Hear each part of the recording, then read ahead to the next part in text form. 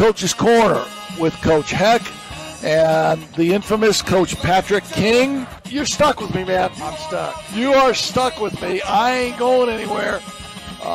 There's a lot of people that are jealous of me for sitting here, and there's some people that there's a little sympathy going on at the same time. There's more people that are sympathetic to you. I'm just saying that much right now. What did one casket say to the other, Kenny? Oh, I know this. Is that you coughing? You got it, man. Is that you coughing? Oh, brother, this guy stinks! Just remember what Ron Hecklinski said today. And you ain't that good. The scouting report said you were pretty good. You ain't that good. Oh, man. Are you kidding me? Welcome to Coach's Corner, everybody. It's Monday, December 16th. We've got another great show in store for you tonight. Live from Dorbin's Old Town Tap in South Bend. If you want to come see us live, we're here until about 8. If you're watching on YouTube, make sure to leave a thumbs up, subscribe to the channel, comment in the chat before we get started. Always, thank you to Tony Letcher with Health Markets Insurance. If you need help with your health insurance or Medicare, call Tony at 574-307-8882 or visit tletcher.com. Also, thank you to Hahn Funeral Homes in Mishawaka, who provide the best in funeral services for families dealing with the loss of a loved one. Visit HahnFuneralHomes.com or call them at 574-255-1474. Finally, thank you to the Black Sedan Band, which is the music you're listening to right now. They do travel, so if you're looking for a great cover band, visit their website, blacksedanband.com, to book, or you can check them out on YouTube. Thanks for joining us. Now here's Heck and King. Now, yeah, right on, man. Now here's Heck and King, and we have Kenny with us today. So what did I say to Kenny? When I first came in here, what did I say? We've been on a roll. We've had great shows. I said, Kenny, don't F this thing up tonight. And I responded, I do that very well on Friday nights by myself. You do not, man. It's great. It's great having you here tonight with us. Monday night. This is our last Monday of December. A lot of stuff to talk about, man. A lot of stuff rolling. I went Christmas shopping last night, dropped a lot of hundreds. When you got a big Polish family, I mean, you got to buy them shit. You know what I mean? I can't understand that. I just got. I thought you only did that at Tootsie's. No, but like my brother Booty, at Christmas time, he'd say, Ronnie, what the hell is this? Buy me something that I like. And so you had to buy. I got to buy good stuff, man. Well, you do buy him a case of Bud Light. Yeah, no, not Bud Light. You guys know, and no Bud Light for Booty. Yeah. Bush Light for Booty, man. Yeah. Are you kidding me? I'm sorry. Bush Light for the bodacious. Special occasion. Yeah, but hey, there's a lot of stuff to talk about tonight, and especially next Friday night in the great city of South Bend. Adams is playing Riley, right? Adams, yeah, Mishawaka's playing Concord. Wrong. Those games have all been moved to Thursday. Right. Tell me college athletics, doesn't trump everything, right? Tell me Notre Dame doesn't dominate the city. And well, they should. Yeah, they should. Yeah. So considering who the opponent is, dominate the state. Yeah, that's for sure. So Charlie Weiss goes out and has a good year. Charlie Weiss goes out and has a good year, and all the talk in South Bend and at Notre Dame was Charlie Weiss going back to the NFL. Charlie Weiss going to leave and take a head coach job at the NFL. So the AD at Notre Dame restructures Charlie Weiss's contract 15 years ago. Yeah, 15 years ago, and it's kind of in the vein of Bobby Bonilla, where Charlie Weiss was getting paid and wasn't ever coaching anywhere. He's getting paid by Notre Dame. He's still getting paid. No, he's off the books. And getting paid by Kansas. Kansas, yeah. Not here. So Notre Dame has learned a little bit as Marcus Freeman, 3 years in. Yeah. 3 years in, won 30 games in 3 years. Now they come to Marcus, and now they say, Marcus, we want to extend you. And they learn their lesson with the Charlie Weiss debacle. So Marcus Freeman signs a 4-year, well, that will make him one of the highest paid college coaches in the business, right? Yes, exactly. You want to know a fun fact? What? Give us a fun fact, Scott. He's 38 years old. Yes. And his record is 30-8. Yes. Great. He's fixing to be 31-8. He's fixing to be 31-8. Are you Is that your official prediction? Oh, come on, IU. We're saving that for the end of the show. I'm going out on a limb saying they will beat IU, and then I'm saying they may have a shot to go down south. I mean, that's a good football team that Notre Dame has, man. Yep, I understand. I Good agree. football team. Well, hey, let me ask you first. Let's get personal. You're vertical, and you got a haircut. First haircut in months, right? In a first haircut in 5 months. And but what I was doing was I couldn't even wash my hair, so I was growing dreads. I was taking it and I was just twisting it, and I had dreads everywhere. It was not pretty. And Did you get a do-rag? But I went to the barber for the hat, and he said, "How much you want cut off?" I said 7 inches. Oh, he took 7 inches off, man. Wow. Lord. Seriously. Wow. You donate it to Locks of Love? I didn't. But so the mullet is back. The mullet is back. Yes. No, I kept it. You know what I Never told left. Him? No. So what I told him was this. I said, I still want some flow. Okay. Let me have a little flow back there. And they did a nice job anyway. But I'm back. I'm back shaving, taking care of my personal hygiene, right? You took a bath. No, on your I'm own. showering, man. Yeah. I'm cool. Yeah. I mean, my wife Monica had to shower me. Everybody here appreciates it. Yes. Yeah, and it wasn't what you're thinking. But all right, let's get into this now. Travis Hunter wins the Heisman. Yes. Was there anybody else going to win it? Probably not. Dion had that. That was a popularity contest. Yeah. Was it? Oh yeah. Oh yeah. Did you know that Ashton Genty was on more ballots though than Travis Hunter was? There was a lot of people thought that Boise State running back should have been there. So that's from Frisco, Texas. Yes, he is. So how about Belichick? We had Belichick's back in the colleges. Belichick's Here, let me ask you another thing about Travis Hunter. Does his Hunter. girlfriend get like a free ride to finish and get her master's degree? Maybe your Or undergrad doctorate degree. might be your undergrad. Yeah. So Can I ask you something about Travis Hunter real quick though? Yeah, real quick. So I know, Travis that's Hunter hard. won the Bolitnikoff as the best receiver, but he's projected to be a top 5 pick as a corner, As a DB. but he didn't win the Thorpe Award. Make sense What's the Thorpe Award? for the best The secondary player. Yeah. Jim Thorpe okay. Award. Yeah. All Best right, secondary guy. But we've got two big names Yeah, that are, but here's I know we're watching TV right now. Yeah, but here's what I want to talk about now. Can you believe a running back crosses the goal line for the Colts, doesn't cross the goal line and drops the ball? And it goes out of the end zone for a touchback. If you want to read the Indianapolis Star today, I mean, they said that might have been a career, it might have been a system, it might have been an organizational breakdown that cannot be fixed. well, I got no idea why it's an organizational breakdown, but I will say it's the running back. It's the running back that did it breakdown, because how do you not get your freaking butt into the end zone And then drop the ball. and then drop the ball instead of worrying about celebrating? I still think you need to go take the ball and go touch the goalpost with it. I mean, I just think it's guys making too much money, and Jonathan Taylor. yeah, Jonathan Taylor, a really good running he's back their from go-to Wisconsin. man. He's their money. He's the money man. Yeah. And we'll talk about that, but that play right there was really the game breaker, because that would have put the Colts up 10 right before halftime, and they did not score the rest of the game. He became the Colts' version of Leon Lett Yeah. without anybody knocking the ball out. And here's the thing. That And was Leon Lett became famous because, Leon, we're going to let you go. yeah. Yeah, you're fired, Leon. Now That was twice he did that. here's the thing. He wasn't the only one yesterday that did that. The Bengals. The Bengals had a fella do it early in the earlier game, in the 1 o'clock game. Yeah, too.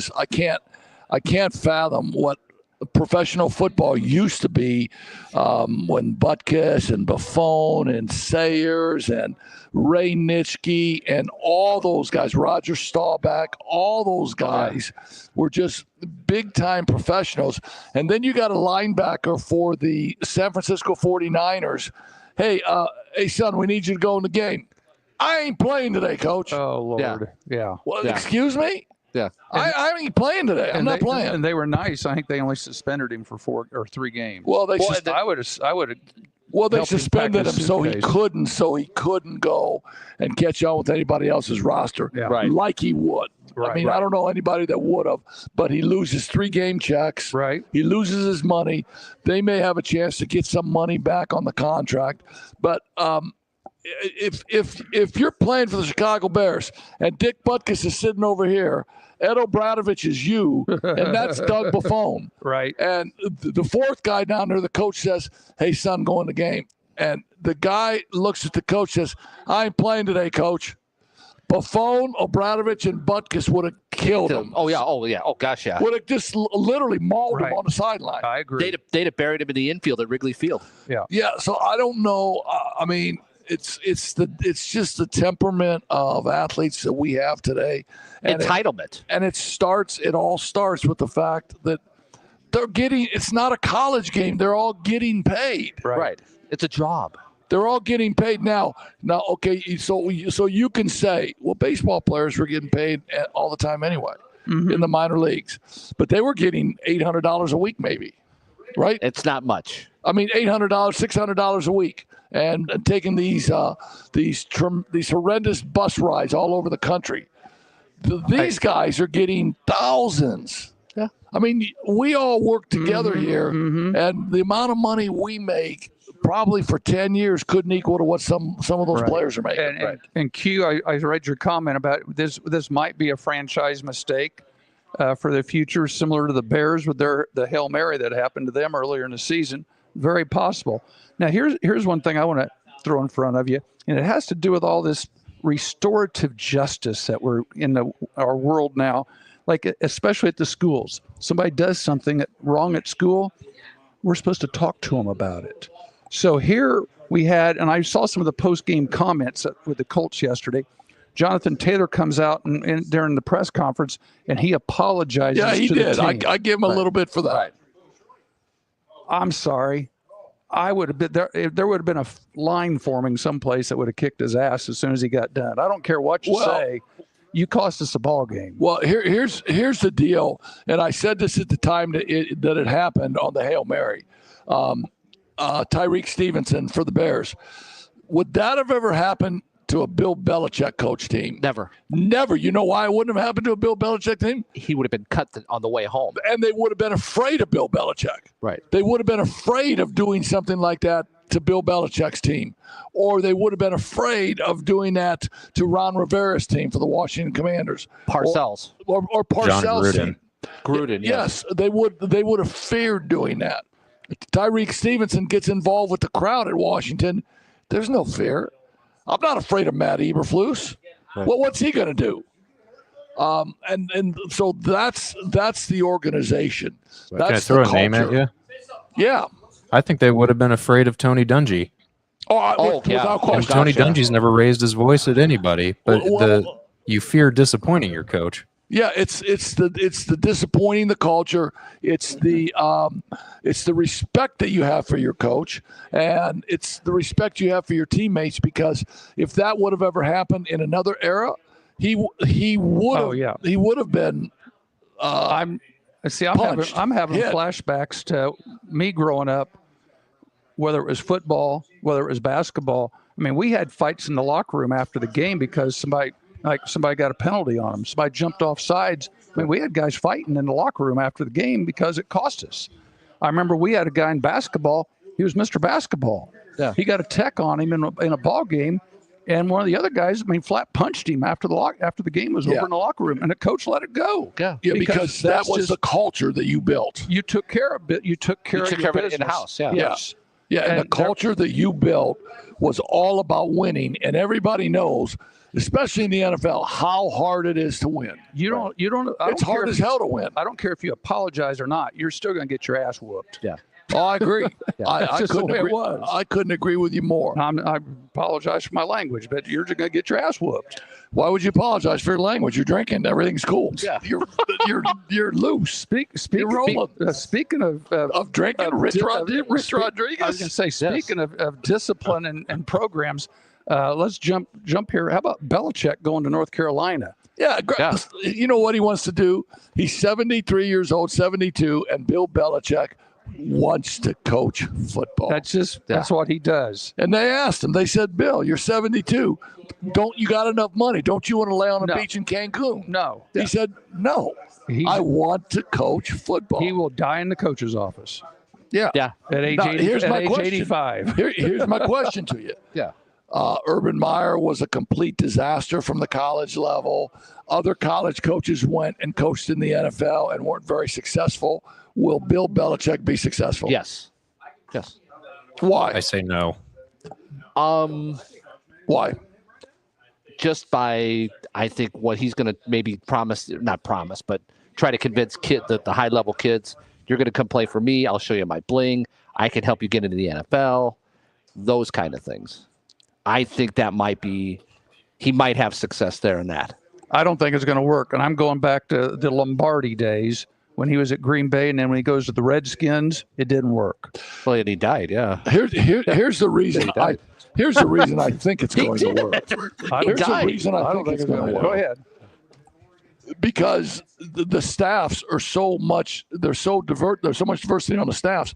So immediately after he got hired, he hired Lombardo to be his GM. Yeah, at the college game. Right. He's structuring it like a pro team. Well, all he's got to do is step onto the field and coach football. He doesn't have to mess with any classes. Right. He doesn't have to talk to any professors. He doesn't have to sit there with some dude and say, "Yeah, I'll give you 3 meals."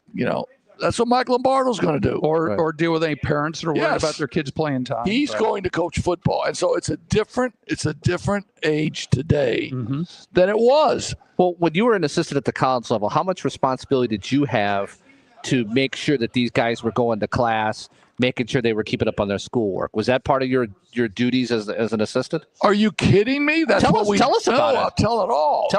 That's what we did. I had 5 guys. And if my five guys, and I knew every time they missed a class, I had to check on it. Mm-hmm. I knew every test they took, I had to get the test scores. And if they missed a class, if one of my 5 guys missed a class, it was me on the track at Muncie Burris at 5:30 in the morning, making them run. So I remember this like it was yesterday. Our great player at Ball State, Chandler Thompson, Chandler misses a class. Our head coach, Dick Hunsaker, says, "Hey, heck, you got him on the track. He's your guy. Get him out there 5:30, Muncie Burris track." I said, "Okay, coach. I'm at Muncie Burris track at 5:20. It's 5:45. It's 6. It's 6:20. No Chandler. Doesn't show." So I go back into the office at 8, whatever. Dick said, "How'd the run go with Chandler today?" I said, "There wasn't any run. He didn't show." He said, "Well, heck, how stupid are you?" And I said, "What?" He said, "Did you think Chandler was going to show? It was your job to go pick him up, go get him, and get him out of his house and get him on the track and then run his ass." I mean, that's how it works here. Okay. And so, very quickly, I learned the lesson that is how it works. Yeah. And I thought to myself, screw you, Dick. How are we teaching Chandler Thompson any kind of responsibility, or this is where he's supposed to be if I got to pick him up? But he was right. Yeah. The next time I picked Chandler up, I beeped a horn for 5 minutes. Everybody in the neighborhood was pissed at me, and finally Chandler came out. And I ran his ass on the track. But so as a college assistant, you got 5 guys. You had 5 guys, and well, you know this. You were at Manchester. You probably did the same thing. You had 5 guys. You had out of a 25 game schedule, you probably had 6 or 7 teams that you had. You had scouts. You had practice planning, and then in the meantime, oh, by the way, you got out of practice on Tuesday night at 6:15. You had to be in Indianapolis to watch a high school game and recruit for 8. So you drove like a crazy madman to get to the game. Show up for the tip. Hey, how are you? Make sure they hey, see you. We love you. Got your Ball State jacket on. So here's the day that I quit Ball State, that I knew I was quitting Ball State. It's my 4th year. We won a ton of games, like 97-17 or something. And Dick says, it's all because of you, right? Yeah, no, yeah, right. Yeah. And Dick says, "You got to go to Memphis, heck." I said, "What do you mean I got to go to Memphis?" He said, "We are recruiting this kid from Anderson." You know who it was. He ended up going to Boston College. One of the Tigs. Tim Waterfield, Satterfield? No. I forgot. I forget. Okay. I forgot because he didn't take his Magic Mind. By the way, Magic Mind. I was in college by then. Mental performance shots of He Magic throws Mind. this shit at me, and I don't Steady, know. calm energy. Okay, focus, clarity. I could take all believe that I things, wanted, and it still all wouldn't the make any difference. benefits. Tim Westerfield. Westerfield, what'd I say? Waterfield. Satterfield. You said Satterfield. I did that too. Close enough. So anyway, Dick says you're going to Memphis to watch Tim Westerfield, Q says, well, he's got it. Thanks, Q. and he's playing at a JUCO in Memphis. So I don't know how far is Memphis from here. 8 hours. 8 to Memphis. It's a good, yes, it's 8. So I get up at 4 or something. I drive to Memphis. I hang out. I talk to Tim before the game. The game's at 7:00 at night. I watch the game. I'm the only Caucasian in the gym, by the way, and that's okay. I can dig that. Yeah. But after the game gets over at, I don't know, maybe 10. Right. I got to wait because I got to talk to Tim. Hey, great job, Tim. I got to shake his hand. I got to make him feel great. You know, he scored 2 and had 1 rebound. I got to make him feel like he's an All-American. And then I say goodbye. It's like 11 o'clock.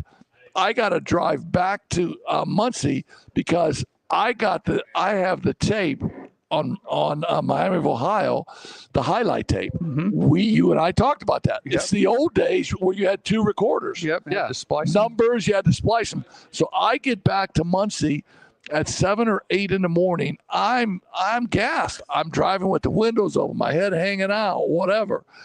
Now I got to stay in the office for 4 hours and put that Miami of Ohio highlight and low light tape together. Yes.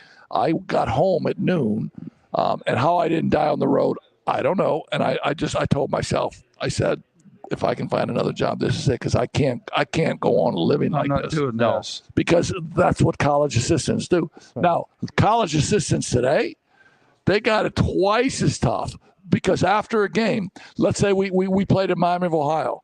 On that bus ride home, I didn't have any game on the computer. I didn't have a cell phone.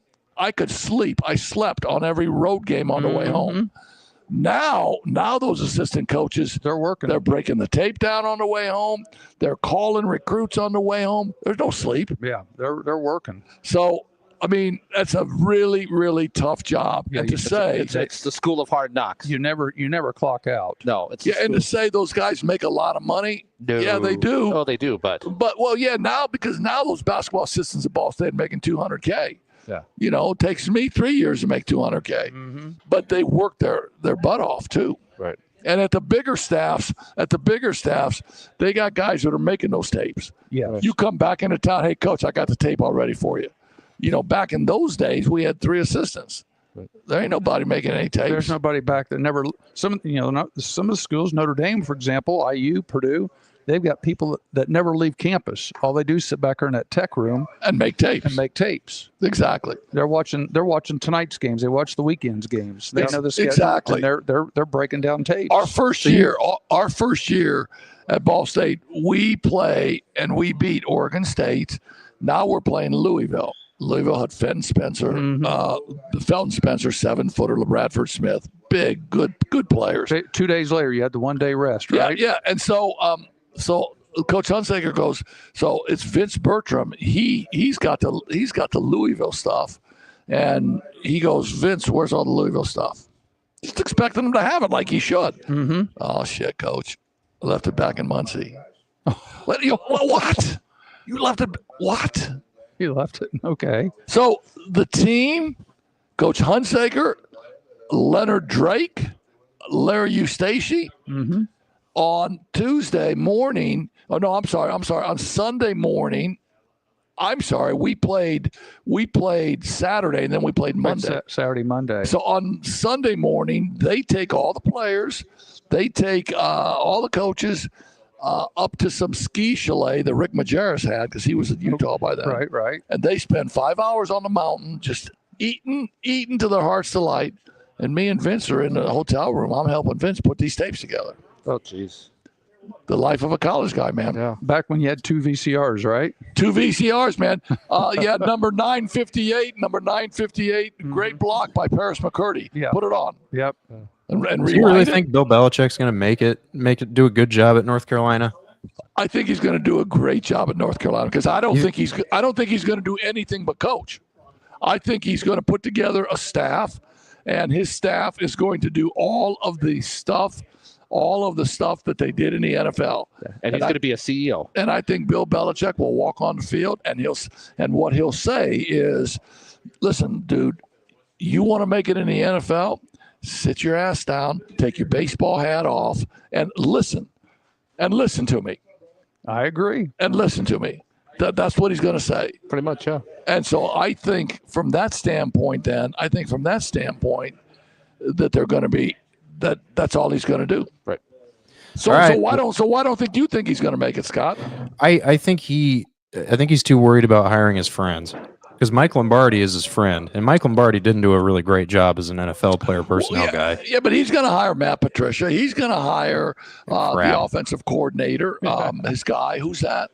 Josh McDaniels. He's going to hire Josh McDaniels. Josh McDaniels was a genius when he had Tom Brady. He was terrible when he had Derek Carr. Well, yeah, but I would be too. Yeah, I would be too. Wouldn't you? So, yeah. Well, so who's better, the quarterback at North Carolina or Derek Carr? Well, I don't know who the QB at North Carolina is, but I do know this much. No, I do know this much. Whoever Bill Belichick wants the quarterback at UNC to be, he'll have enough money to go get him. He'll go get him. Yeah, he'll have enough money to go get him. Maybe he'll go get Jeremy Hecklinski. I mean, Jeremy Hecklinski's hanging out at Wake Forest now. Wake Forest guy gets fired. He'll throw money at Jay Hack. Yep, you never know.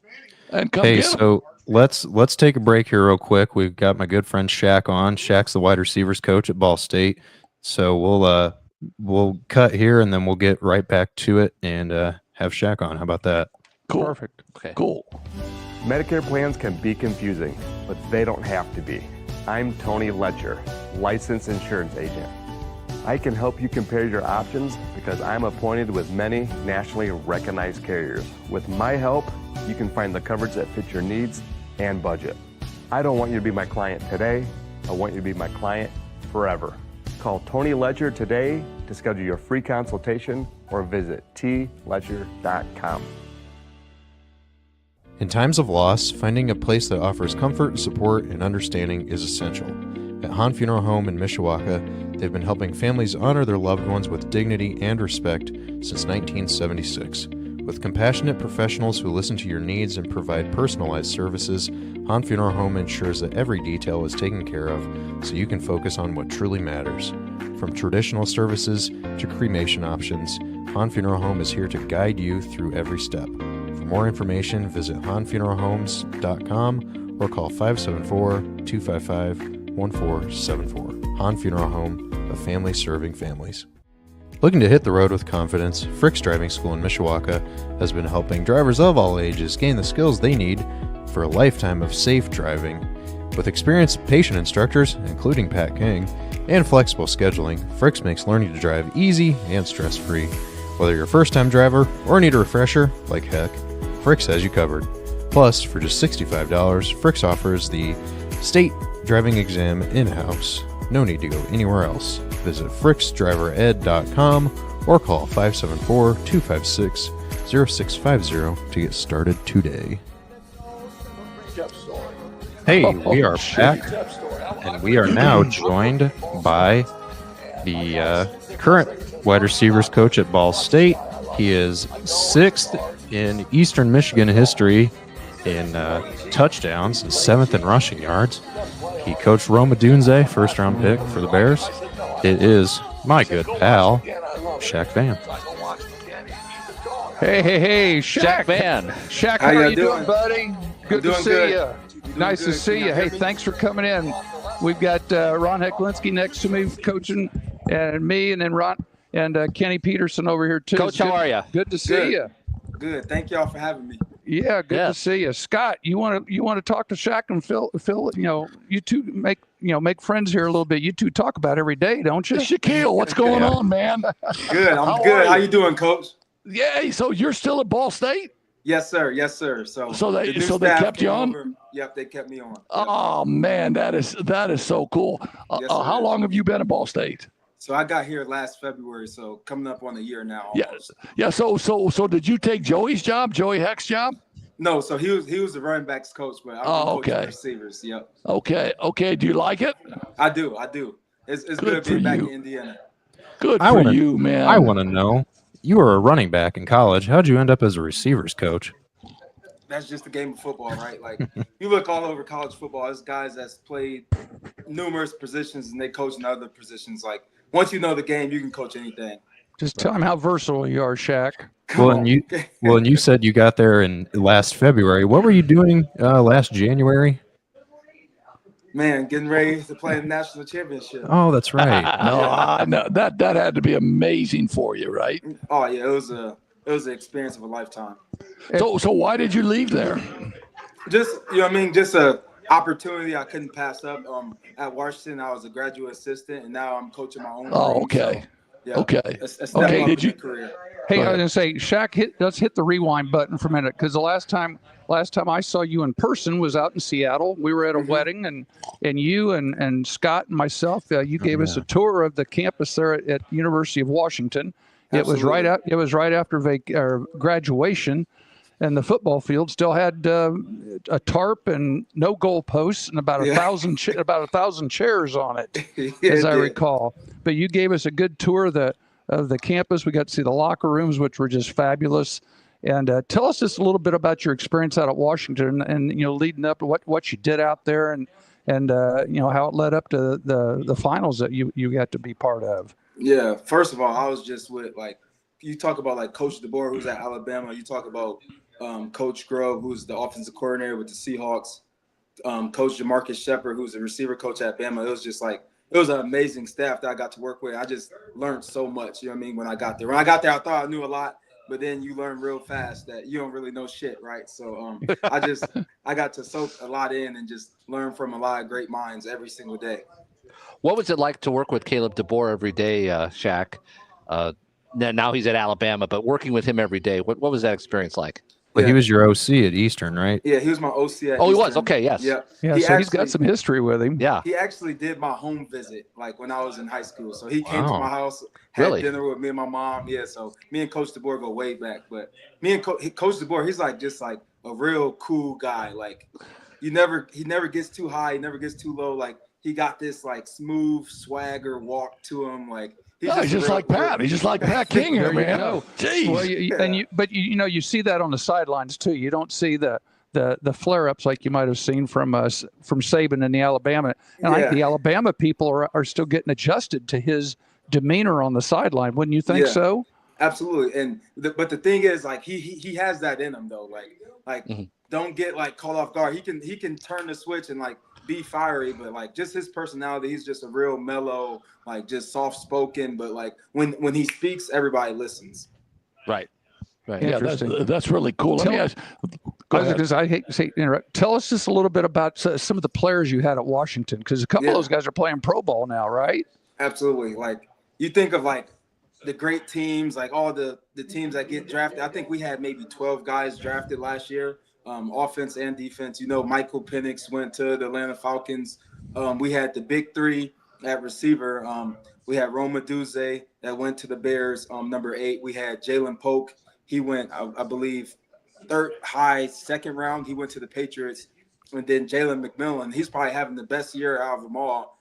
He got 4 touchdowns this year, and he's with the Tampa Bay Bucks. But it was just you talk about pros, those pros before they already went there, just did everything right, practiced hard, and we all knew it was coming. All those guys, they could have left the year before, but they wanted to chase the national championship, so they all decided to come back and have a historic season. So it was unbelievable to work with those guys.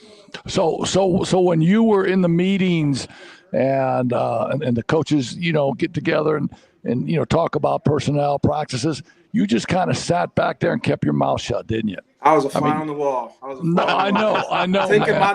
Taking my notes and letting Coach Grove and Coach DeBoer do all that. Yeah. So here's my question to you. You're at Ball State now, and and maybe you go from the MAC to another conference, but in the back of your mind, is there a deal where sometime you might end up back with Coach DeBoer? Because of the great relationship you have with him? Yeah, who knows what's gonna happen, right? Like we text every here and there. Like before the season, I send him like a good luck text, and he's always like he texts right back. And I was actually down there. I went down there for the Iron Bowl and Oh, watched wow. those guys play Auburn this year. So like we got a great relationship. Yeah, I mean, so when you're talking about your coaching tree, that's really a big thing. And then to be able to go back to it and have Coach DeBoer, see what you're doing, and then have him bring you on his staff. That's an amazing thing. And by the way, we call Pat King Big Smooth. That's what I call him, Big Smooth, all the time. Yes, sir. And you played for him, right? You played for Big Smooth, didn't you? Yeah. But the name you can't forget about. So everybody likes to talk about like Coach DeBoer and all that. But Coach Creighton at Eastern Michigan hired all those guys over there with that staff. So like Coach Creighton at Eastern, he gave me my first opportunity. I played for him, and then he brought me on as a graduate assistant, which he done coached a bunch of these coaches who's all over the country. So like you talk about those trees, Coach Creighton is right up there with those guys. Yeah, so it's really the Coach Creighton tree then, right? Hey, I didn't say it. You did. No. I mean, I just believe that because everybody kind of worked for him. What's he doing now? So he's still the head football coach at Eastern Michigan. Is he really? Okay. Yep. Hey, now tell me, how long were you in Alabama? Because originally you go to Alabama for a couple of days and then make the decision because originally you were going to go to Alabama and be on that staff when the Washington crew you packed your bag and said I'm coming too, right? Yep. So I initially went down to Tuscaloosa and had my locker, had my office, and I was probably there about 2 weeks, and that's when Ball State called. Okay. Why did you want to leave Alabama to go to Ball State? Yeah, and a lot of people ask those questions, right? So I was a graduate assistant at Alabama, right? So I had to take like just a leap of faith, and I'm the receiver coach now. I coach my own room, so now I have a graduate assistant. So I had to take that leap of faith and come to Ball State. Well, so you were at Alabama with Coach DeBoer then? Yes. Yep. Oh man! Just what, 2 weeks or 3 weeks, right? Yep. Shaq. Yep. 2 weeks, 2-3 weeks. So he hired you on and everything, right? As a GA. Yep. Oh man! And, so go ahead. But I do know a little bit about the life of a GA because we had a guy from my hometown, New Carlisle, New Prairie, Alan Hensel, who was just a former Franklin College football coach. He was a GA in the SEC. Mm-hmm. And he talked about the stories of what the GAs are the grunts in college football. As a GA, for those that don't know, take us through what a typical day would have been like when you were a GA in college. So it's just like it's early hours. So like just going like back to Washington, Coach Grubb, he got to the office. No one could beat Coach Grubb to the office. He got to the office every day at 4 a.m. So like as a graduate assistant, my mindset is I want to be the first one in the office. So Coach Grubb rolling in there, I couldn't beat him in there because he never let nobody beat him in there. So I'm 30 minutes behind him, and as soon as I get in there, Shaq, can you start this cut up for me? You know what I mean? So just preparing the day for practice, getting the practice plans ready in the morning, making sure the meetings are ready, getting with Coach Shep, the receiver coach, going over our Indy. And this is all before practice, right? Practice meetings started at 7 a.m. So we got there, make sure all the cards were ready for practice and everything. And then once meetings start, we're just helping out with meetings. And then we're getting into practice. And then right after practice, we're running upstairs, grabbing a bite to eat. And then we got input all the film and stuff. And then after that, we're just preparing for the next day. So it's just like a continuous cycle. It never stops. And I remember seeing you send me pictures every day from the weight room.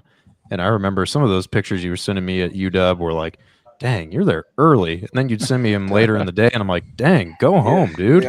Yeah. You was his home. Yeah, you're there all day. You there all day. No, it's 24/7, and it's whatever the head coach wants or your, whatever coordinator you're working for. Now, talk about your day or your first year with Mike New. Mm-hmm. I mean, what did you think about that scenario at Ball State?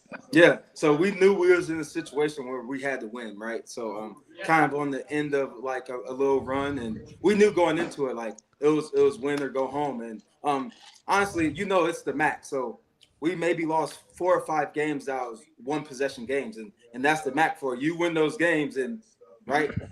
You know what I mean? Who knows? Who knows what's happening? So we were in every game. We had the talent to win. It just came down to the last possessions, and they didn't get done. But Coach New, man, he gave me my first opportunity. So man, I'm always indebted to Coach New. He's a fiery guy, man. He don't play, offensive mind. He coached Drew Brees, and he's a offensive guru. Who's your new OC now at Ball State? So Coach U, he calls it. So the Butler head coach, he came over. He's our head coach, so he also calls the offense as well. How many other assistants did he keep on the staff from Ball State? Yeah, so he kept myself and our defensive coordinator, who was a previous defensive coordinator at Butler. So they already had ties. Oh, okay. Wow, that's amazing. Yeah. I was going to say that with the 2 schools going back and forth because Kevin Lynch went from he was with you, and now he's at Butler. Now he's the head coach over there, and I'm extremely happy for him. But Kevin Lynch got the head coaching job at Butler. Yeah. Wow. Yep. And I don't. You wouldn't know this, but his dad and I were teammates. I did Billy not know Lynch. that. Yeah. I sat on his dad was a quarterback, and I was sat in the quarterback room with him for 3 years there at Butler. Was also the head coach. I sat and watched at Ball State at Indiana. Yeah. Yep. And finished at DePaul. But I met him for the first time the other day. We all got together and had drinks. So I met the OG Kevin Lynch, Coach Lynch, the other day. Yeah. So that was pretty cool. Well, and then there's a Billy Jr. was coaching there at Ball State at one time. Do you have any idea where he is coaching now? So I think he's at Vanderbilt. He's at Texas A&M now. He's at A&M. Yeah, okay. He's at Texas A&M now. Yep. So I have to ask Shaq, when did you get the bug to be a coach? I mean, was it in high school? Was it in college? What kind of got you into the college game, I guess, is the question. Yeah. Or who helped you get into the college game? So kind of like in high school, like I knew I wanted to play football for as long as I could. So if I was 20 years or whatever, if it was, 10 minutes. So I knew I wanted to play football for as long as I could. And after that, I wanted to stay connected to the game. And I knew like coaching, like it was like a lot of players kind of jump right into it, and like that's the next avenue. So I knew kind of early on in like high school that I wanted to jump in the coaching. So how did you end up in the college ranks? How did that connection work out? So just Coach Creighton gave me my first opportunity, right? And it didn't happen like overnight. So it was kind of like during COVID, like I was still training and doing everything. And I was hitting up Coach Creighton like, man, I just want an opportunity. Let me come coach for you guys. And he told me no a couple of times, but then he finally had opening, and he let me come on in 21 and haven't looked back since. Wow. Hey, I wanted to know, in the MAC, how do you guys manage like roster retention and stuff? Because I know Tanner Koziel transferred after having a really good span of a couple of years. So like how do you guys go about saying, okay, we want these guys to do well, but if they do too well, they might leave. And like, okay, what do we do? So like, you obviously go and recruit and get the best guys that you think can fit your room, but how do you, is there any way to guarantee loyalty, or you just say, all right, some guys might leave, just move on and try to keep filling the roster? Yeah, we know our best guys gonna leave every year. So it's like it's a constant reloading every year. Like this last year, we had a couple guys, go to Power 5. This year, our tight ends, he's at Wisconsin. One of our receivers, he just committed to Kansas. We're going to have another receiver that left and hit the portal. He's going to end up at another Power 5. Like each year, your best players in the MAC are going to get, poached by Power 5. And that it is what it is, right? Like we're paying those guys big dollars, and we financially can't do that. And so we know each year, and it's not a surprise. Yeah, so that's why, from my standpoint, coaching in the Mid-American Conference today is a really, really tough deal, man, because you can recruit your brains out. You can develop a relationship. That family can love you. And as soon as he has immediate success or long-term success, he's gone. Right. And it has nothing to do with loyalty or anything. It has everything to do with money and the ability to play and not have to sit out now. And the thing is, it doesn't have to be like that. Like you look at last year, the corner from Toledo, right? He could have left. Every school in America wanted that kid. That was offering him all kind of money, and he stayed at Toledo, and he was a first-round pick, right? So it doesn't have to be like that, but that's the way it is. And You know what I mean? That's the cards we're dealt. Yeah, so that's why, and I'm gonna throw a name at you, Carson Steele. Mm-hmm. I mean, Joey was the running back coach at Ball State, and Joey had Carson Steele, and Carson Steele had a nice career. Was a really good player, obviously in the MAC. And then Chip Kelly calls him from UCLA and says, "Hey man, here's a few $100,000, here's a car, blah blah blah." Living in LA. Yeah, and living in LA, chicks everywhere. And Carson Steele says, "Are you kidding me? I'm going to LA." Mm-hmm. So now Ball State, who had Carson Steele tearing it up for you guys. Now you got to go get another running back, which was, I believe, the number one running back at Akron. Mm-hmm.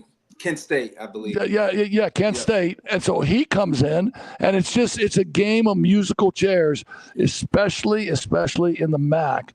And that's why I say coaching in the MAC is just a tough, hard-ass job. Absolutely. So, like, our philosophy, we got to get good high school players. So if you're not getting good high school players and develop them for 1 or 2 years, like, it's going to be hard. Like, if you're just banking on the transfer portal every year, like, it might be a couple of tough seasons, but, like, we know we have to get good high school players every year.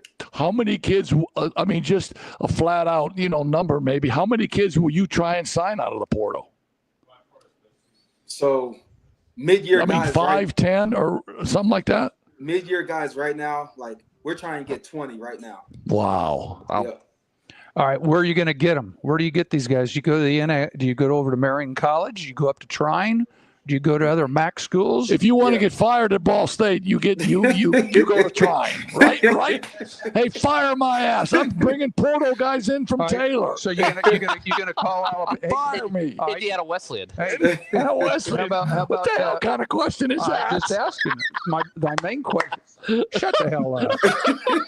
All right, go ahead. The main thing, Shaq, like. What'd you do today? How many high school players did you call? How many portal people did you contact? Give us what'd you do today? So just I'm a backtrack a little bit. So this past weekend we had an official visit. So I signed a kid from Bucknell, a receiver from Bucknell, he's a graduate from Bucknell. He has 2 years left. But then on the same visit, I signed a high school player who's gonna come in at the mid-year, right? So it's kind of like you gotta balance it out. So that's what we're trying to do. So we signed 3 mid-year high school guys this weekend, and we signed 4 college graduate or college transfers this weekend. So through that, through the 20, it's gonna be a little mix of both, but you kind of have to do both. But going to your question, I was on the phone with probably three receivers today. Okay. 3 receivers. We have 2 spots, so you don't want to be calling just everyone, you know what I mean? So I was on the phone with 3 different receivers. Yeah. With the talent he's recruiting, they're going to be favored to beat Purdue on the 30th of August next year. Come on now. That's what you're going to be favored. I'm telling you. That's killer. Hey, I will say the 2 times I've ever cheered against Purdue, or the 1 time I've cheered against Purdue, was when Eastern went to Purdue and won, and I was in the bleachers for that. Yeah, getting rained on next to Chris. Woody. They're tuned in right now too. They're tuned in. Yeah, is that right? Yeah, Woody's Woody's doing all right out there. Where's he in Kansas someplace? Dodge City. Dodge City. Yeah, that's a big time JUCO. Hey, coaching baseball, isn't he? He's the AD. He's the AD there. Yeah. Speaking of ADs, our Call of Duty lobbies are on fire. What school's your brother Chris at? He's down in HBCS, isn't he? Yeah, no, he's at Miami. At the University of Miami. Oh, he is. Okay. Yep. At the U. He had Cam Ward. All right. He used to be at an HBC. Where was he before he went to Miami? He was at Southern Arkansas University. Okay. Yeah. When Ball State went down to Miami, that was not a fun experience for you, but for him it was good, wasn't it? It was a long day for us. It was a long day. But I got to see him. A bunch of my family was there. I got to see Chris, so that was okay. But it was a long. The outcome was not so good. Yeah. So he's a little brother. Yeah, he's a little brother. Hey, who was your middle school quarterback, by the way? Do you remember? Some weird guy. I forget his name. Yeah, it's probably Scott King, wasn't it? Scott? Yeah. And then who was your when he left town? He went to the portal and ended up in Madison.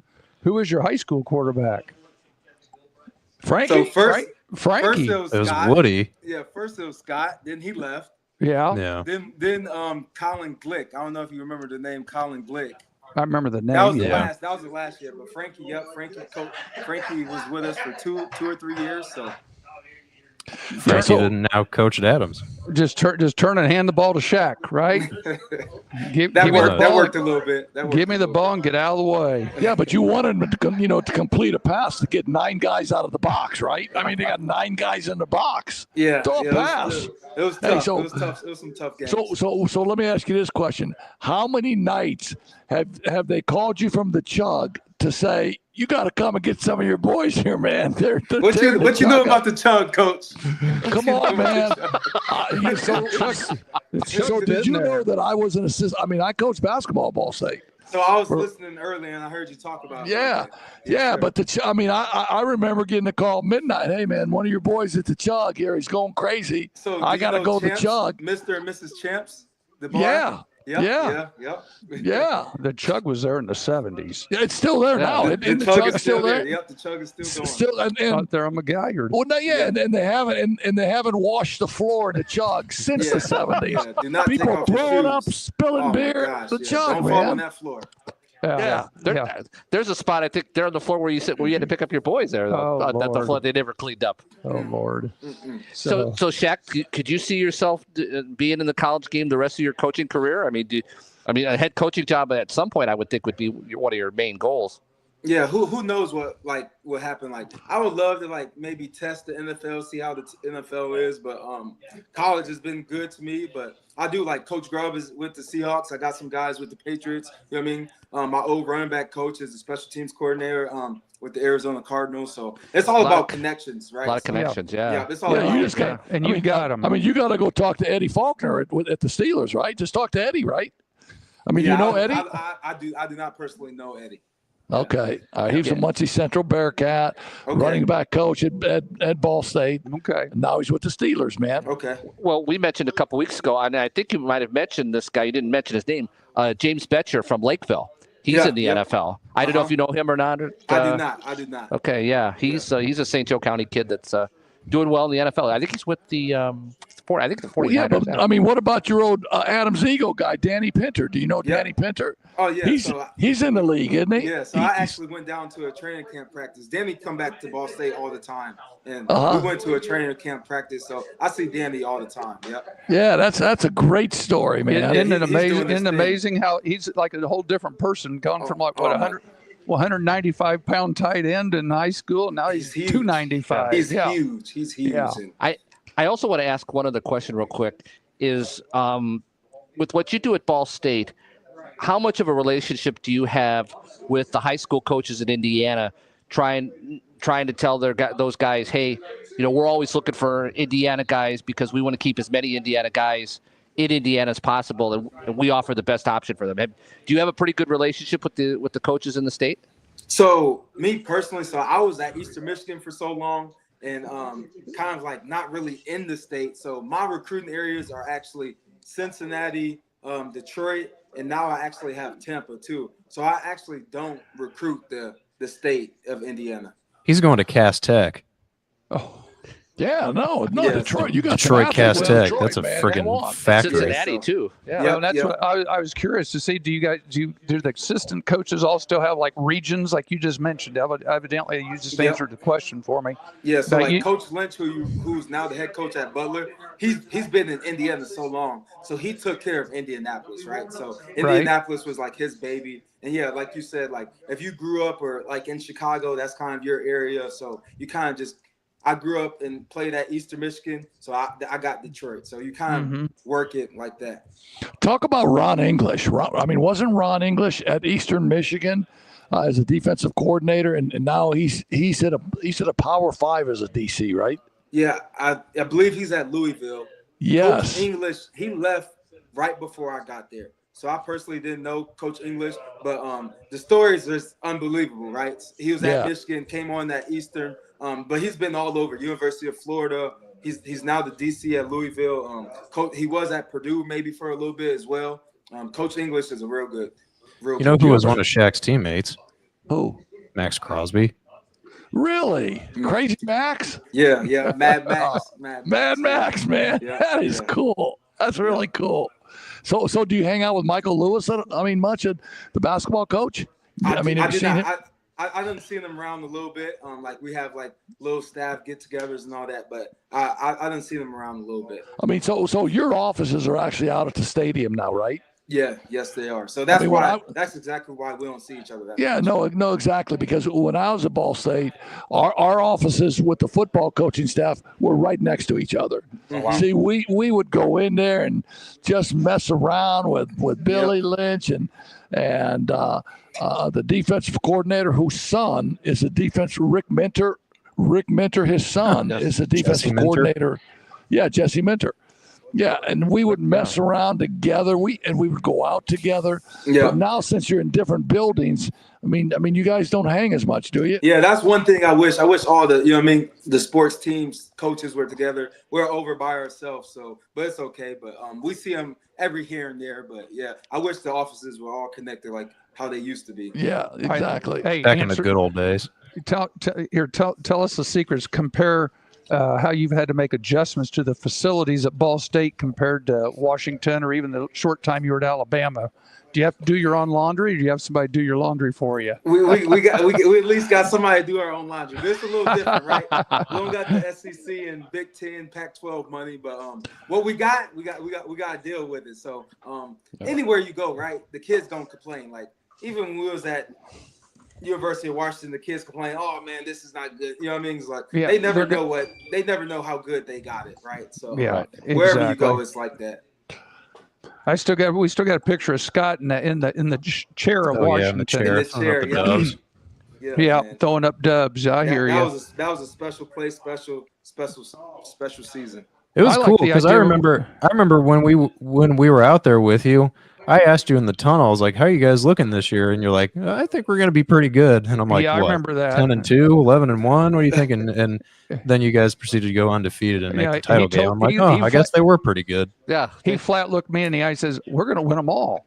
And I said, yeah, God bless you, Shaq. Sure you are. But partly the reason, man, all those guys came back. Yeah, and that's what you said. You said, we got everybody back. Yep, I said, okay, I guess we better pay attention. Michael Penix, he was special. Rome, right? Like our O-line was unbelievable. Like, all right, what do you think about Atlanta letting him sit on the bench this year? You got an opinion about that?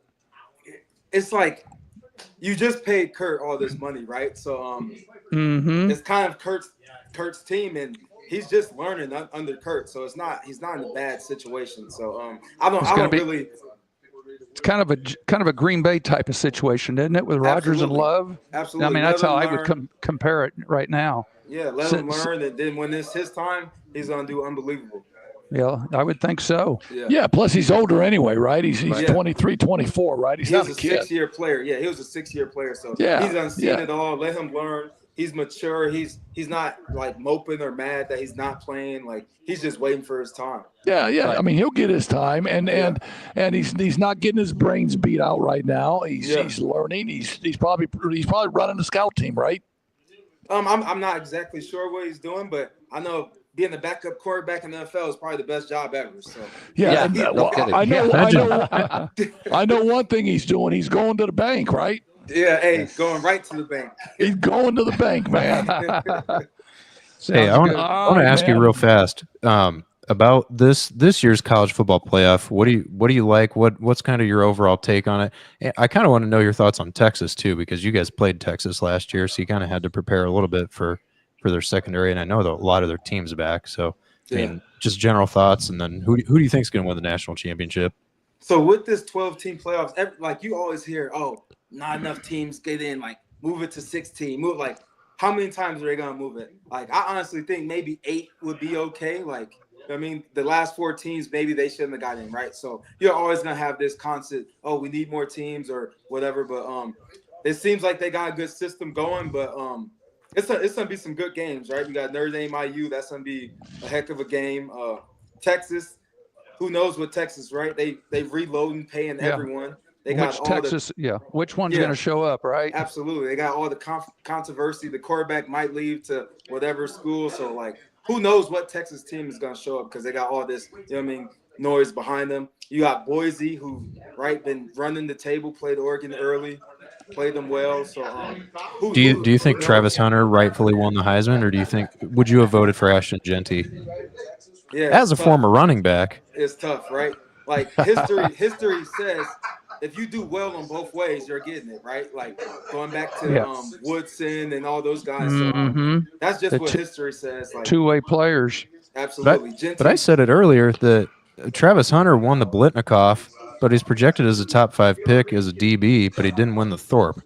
Yeah. Which I think is the weirdest thing ever. But he won Defensive Player of the Year, so like they're just kind of throwing them out. It's a popularity contest. Yeah. Who knows? Like they was just kind of throwing them out there. But my national champion, I got Georgia, right? Like, you going Georgia? Even with the starting quarterback out. Yes. Because the second string, he doesn't come back. He's gonna come in. He's gonna hand the ball off. And he's gonna take shots when he have to, and he can run too. So he can run a little bit. Yeah. Well, so I mean, the whole tournament now is another grind because it's 4 games. Yeah. So you don't know who's going to go down with injuries. You don't know what can happen, and it's whoever can stay healthy. Actually, so I think. I mean, asking college kids. I mean, I would like your opinion on this. Asking college kids to maybe play 16-game schedules. Mm-hmm. I mean, that's pretty freaking tough on their body, right? It is.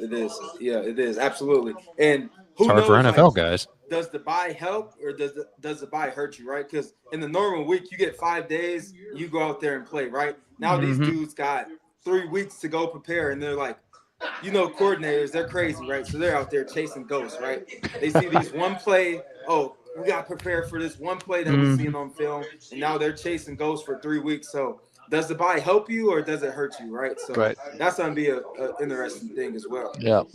Well, listen, Shaq, man, we really appreciate you taking some time out of your day, recruiting, coaching your brains out. Please tell the people of Ball State that we said, hey, I will. And I mean, keep coaching your brains out, and we'll watch the transfer portal to see when you get in, right? Yeah. You said it, not me. God, man. All right. Thanks, Shaq. No, I enjoyed it. Thank y'all Shaq. so much. I enjoyed it. Thanks, Shaq. Thank you so much. Right. Hey, Scott, why don't you take us to a commercial? Then we'll bring in the great Darren Pritchett, and we'll talk some more college football. We will preview Notre Dame and Indiana, and I will let Darren in on why I think Riley Leonard's a fraud right after this. When the time comes to say goodbye, you want a place that offers more than just services. You want care, understanding, and support. Hahn Funeral Homes in Mishawaka has been helping families honor their loved ones with respect and compassion since 1976. Their team of caring professionals takes the time to understand your needs and offer personalized solutions that reflect the life and wishes of your loved one. From traditional funeral services to cremation options, Hahn Funeral Homes is here to guide you through this difficult time with grace. For more information, visit hahnfuneralhomes.com or call 574-255-1474. Finding private health insurance can be stressful. What if it didn't have to be? I'm Tony Letcher, licensed insurance agent. I prefer to personally meet with my clients so I can get a better understanding of your needs and budget. I can even review your current coverage. I don't want you to be my client today. I want you to be my client forever. Call Tony Letcher today to schedule your free consultation or visit tletcher.com. Looking to get your driver's license? Frick's Driving School in Mishawaka makes it easy with the Indiana State Driving Exam in-house for just $65. No formal driver's education is required. If you're 16 years and 270 days old, which is like 9 months, and have held an Indiana learner's permit for at least 180 days, which is like 6 months, you're eligible. Frick's provides the vehicle. Just bring a ride to and from the office. The exam takes only about 20 minutes, and you could walk out with your official Indiana driver's license, which we call it an operator's license. To schedule, call 574-256-0650 or visit fricksdrivered.com. Hey, we're back with more Coach's Corner with Heck and King. We'll get into our official breakdown and predictions of the reversible jacket game, and we'll do that with our very good friend, Mr. Darren Pritchett. Yeah. What's up, guys? Hi, Darren. Busy evening for everybody. How are you? I'm doing well. I'm just shocked how small a world we live in. Coach Heck, let me just tell you this real brief story. So I run into someone that says, wow, we have mutual friends. And we're 4 hours away from South Bend. And this guy by the name of Dan Rourke said, I was coaching in Texas, and the basketball coach was Pat King. Right. I mean, you talk about a small world, just absolutely bizarre. Yep. Dan and I go way back. His wife was our first babysitter when our daughter was born. So, hey, we've got some programs. Yep. Kenny's got some. I don't know if you've seen these. Yeah. I will just need the back here real quick. Yep. Thanks, guys. We're going to. Some Indiana Notre Dame programs from the back of the era here. Let's see if we can stick them up here. It's right there. Yeah. 1951, Notre Dame, Indiana. Yeah, we're going to do it the homemade watch. Just stick it in front of the camera. Stick it in front of the camera, just like at home. We don't have to edit anything. Indiana Notre Dame from 1955. Nice. These are real collector's items. We've got one more out here. We just need it back when people could actually make good graphics. Yeah. I want to see the 1898 program, though. I unfortunately don't have that one. Look at this one. It's got a cigarette commercial on the back of it. Yeah. 1956 is this one right here. But no, I got these quite a few years ago. Back when Notre Dame was winning Heismans. Yeah. Yeah. Got a Lucky Strike commercial on the back of this one. This was the 1955 game. 1955. Yeah, this is, I think, like the 7th or 8th. Here's Todd. Yeah. Thanks, guys. It's like the 7th or 8th consecutive time that Indiana's come to Notre Dame for a football game. Hey, Darren. That just proves my narrative that Notre Dame doesn't play road games. Scott, And why would they? Why would they? If you knew the stadium Indiana played it back then, there's a reason why. Yeah. Darren Scott's going to try to get in an argument with you. He thinks Lincoln Riley's a fraud, and they're Lincoln Riley is a fraud, but Riley Leonard. Riley Leonard's a fraud, and IU's going to win by 2 touchdowns. Well, I'm just excited that the soccer school got into the football playoffs. That's pretty cool. Well, Scott's a Purdue guy, so he's not going to argue with you on that. Yeah, it's not even a basketball school anymore. It's a soccer school. No, Purdue's a volleyball school. I like that. Oh, Lord. What'd you guys talk about on your show tonight? Oh, I started breaking down the matchup. It's really interesting that the Indiana offense has all these big numbers when you look at the national stats. Scott, is that what you gave us, some of those stats and stuff? Yep, I got them. Okay. Yeah, I got them off of, I think, College Football Reference. Well, they are 25th in the country in yards per game at 438 per game. Against actual 2 football programs, they had 266 against Michigan and 153 against Ohio State. Okay. They were 51st in rush offense at 173 yards per game. They had 40 against Michigan and 85 against Ohio State. And they're number 1 in pass efficiency offense. Rourke went 17 for 28 for 206 against Michigan, but against Ohio State, 8 for 18 for 68 yards. So if we're going to talk about fraudulent stuff, that comes to mind for me. I'm really curious to see. Seriously, when Indiana plays someone halfway decent, they don't look like a college football team. That's my thought. When they play Charlotte, when they play Michigan State, they look like world beaters. So I'm really curious to see what they look like Friday, to be honest. Well, here's something I was doing during one of the interviews the guys had, just tracking down the numbers at Indiana's defense, because everybody's talking about how great their rush defense is. Take a guess at which team has gained the most yards on the ground against Charlotte. I don't know if you have that, Pat. No, I don't. Team that had the most yards on the ground against Indiana this year. Any idea? Oh, gosh. Washington. I have no idea. Charlotte. There you go. 33 carries for 100. That's their season high. It gave up in rushing. 137 yards against Charlotte. How much of that was in garbage time? Yeah, good question. Well, here's another one for you. Again, this Indiana's defense feels like Army. They have all these massive, incredible defensive numbers, but then you look at who they played, and it makes you wonder. And Army was not as good as their numbers indicated when they faced Notre Dame. But Indiana is number 1 in the country in run defense, and they're number 2 in total defense. But, guys, we won't count Western Illinois. That's FCS. The 11 FBS teams they face, 7 of the teams are ranked 100 or higher in total offense. Okay. I understand what you're saying. 4 teams that are below 100. Ohio State was 35. Washington was 68, Maryland 67, Nebraska 94. Other than that, they faced 101, 117, 108, 130, 110, 128, and 127. Can you believe Purdue was ahead of Michigan? Purdue had one of the best safeties in the country. Just transferred to Oregon. Sure did. Interesting. So your point is, staff. So your point is, when you look at numbers, and a lot of people use those numbers to say this is going to happen, that's going to happen. I was never really a big numbers guy from that standpoint, because I would just say, hey, it's your opportunity to come in here to do this, to take care of business. I still think at the end of the day, without any numbers, without anything, that Notre Dame has the better team. They're getting Howard Cross back. That Notre Dame has the better team. Al Golden is an outstanding DC, and when he brings the pressure, Notre Dame's back seven can defend one-on-one. So I think that's going to be an element that, I don't know, numbers or no numbers, but I think when they see 6-7 guys blitzing and Notre Dame guarding one-on-one in the backfield, I think that's going to overwhelm IU. Ohio State did a really good job of getting in Rourke's grill.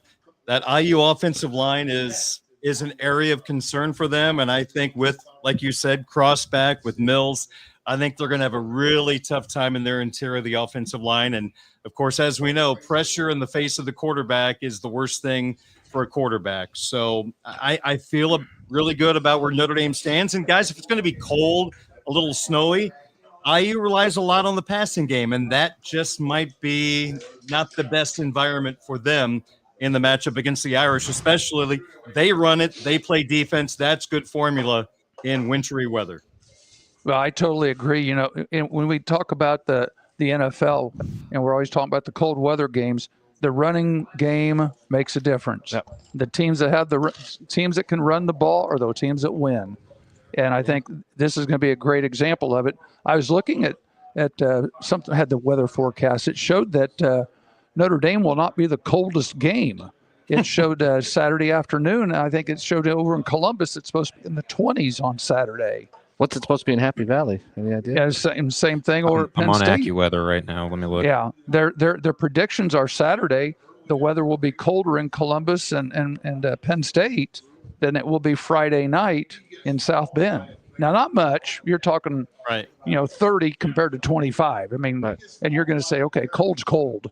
Yeah, no, without question. Hey, Darren, here's a question for you. And yes, sir. I think this is the state of college football today, where the coaches have players that have to declare for the portal, and the portal is now involved in this time period of this tournament, and players are really in a bind, especially quarterbacks, because quarterbacks are essentially the first people that go into the portal and can get to the college and work with the new coordinators, and more specifically, the backup quarterback at Penn State.